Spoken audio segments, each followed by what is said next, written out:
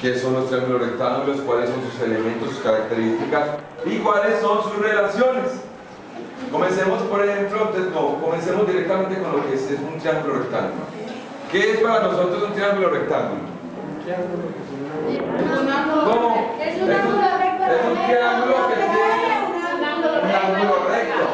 ¿Cuánto mide? 90 grados. Perfecto. Entonces, un triángulo rectángulo son todos aquellos triángulos que tienen ángulos rectos. No importa dónde lo tengan. Puede tener el ángulo recto acá.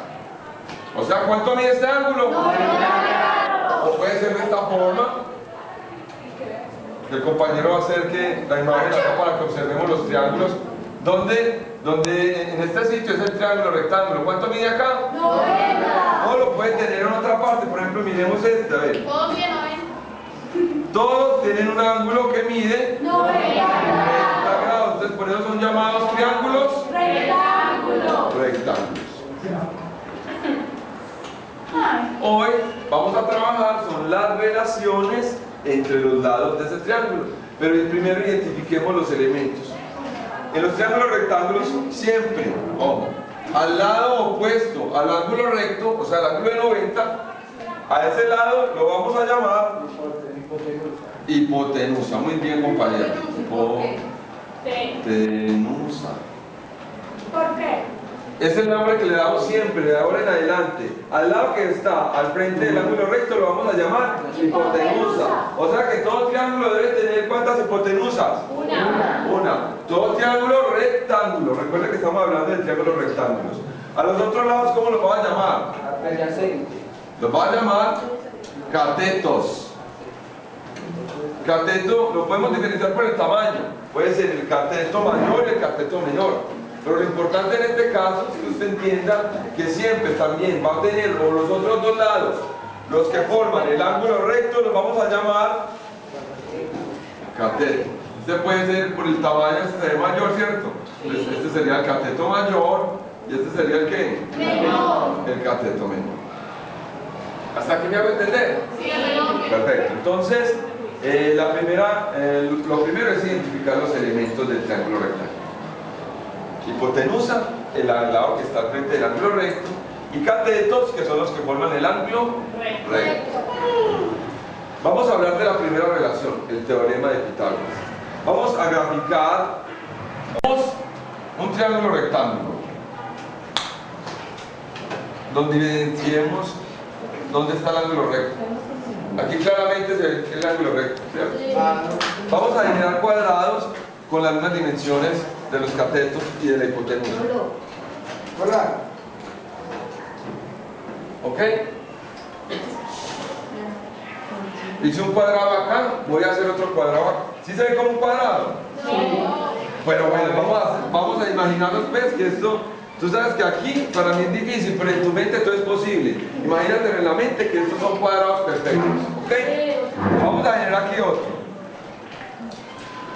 Y en hipotenusa vamos a hacer otro cuadrado. Ahí vamos a ver. Más o menos, ¿cierto? Tampoco queremos pues pero que nos aproximemos. Tenemos cualquier triángulo rectángulo. Vamos a formar cuadrados en los lados. ¿Listo? A este lo voy a llamar área 1 del cuadrado 1. ¿Este cómo lo llamo?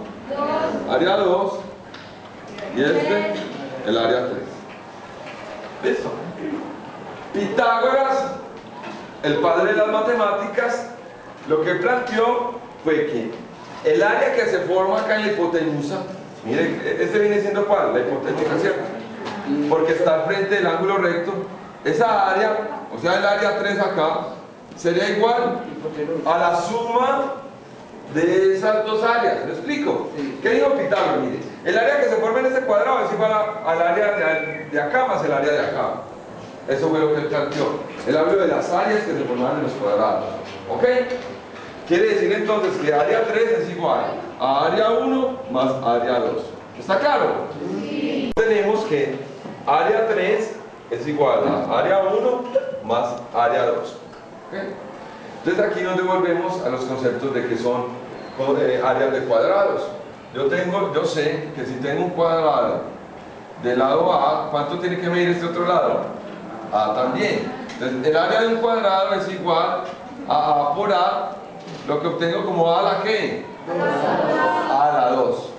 Quiere decir esto que cuando tengo un cuadrado, si no cogen el valor del lado y elevarlo a la ¿qué? A la 2. Entonces, vamos a llamar este como H, este lado, miren, este lado lo voy a llamar H. Voy a trasladar el triángulo para que sea más claro. Se lo va a llamar H. ¿Listo? Se lo va a llamar cateto 1 y cateto 2, no importa el tamaño acá.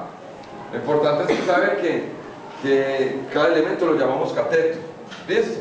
Entonces, ¿cómo el área 1 acá va a ser igual? Primero vamos a hallar área por área. El área 1 sería el área que se forma acá, ¿cierto? ¿Cuánto vale este lado? Cateto 1, lo que mide el cateto 1, ¿sí o no? O sea, cateto 1 es lo que mide esto, cateto 2 es lo que mide esto, y H es lo que mide esto. ¿Listo? Entonces, el área que se forma en el cateto 1 es igual al producto de C1 del cateto 1 elevado al cuadrado. Entonces me queda que C1 al cuadrado. Sigamos del mismo modo. El área 2 ¿a qué es igual? AC2 al cuadrado. AC2 al cuadrado. Y el área 3 ¿a qué será igual? H. Área 3 va a ser igual a ¿qué? H3, 4. ¿A H a la qué? A la 2, ¿cierto? H a la 2. ¿Ok? Reemplacemos. ¿Cuál es la condición que dijo Pitágoras? Que A a la 3. ¿Cuál es el área de la 3? Quiere decir que H al cuadrado es igual al área 1, al cateto 1 al cuadrado, más cateto 2 al cuadrado. Eso es lo que llamamos el teorema de Pitágoras.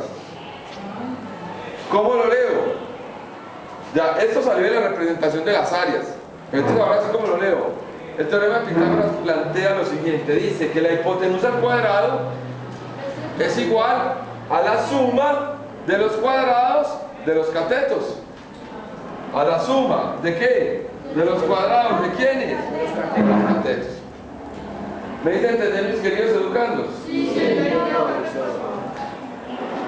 Corto. ¿Cómo procede la operación aquí en matemática? Entonces, ¿cómo? Raíz cuadrada, abro paréntesis, 10 al cuadrado más 15 al cuadrado, cierro paréntesis, igual 18,02.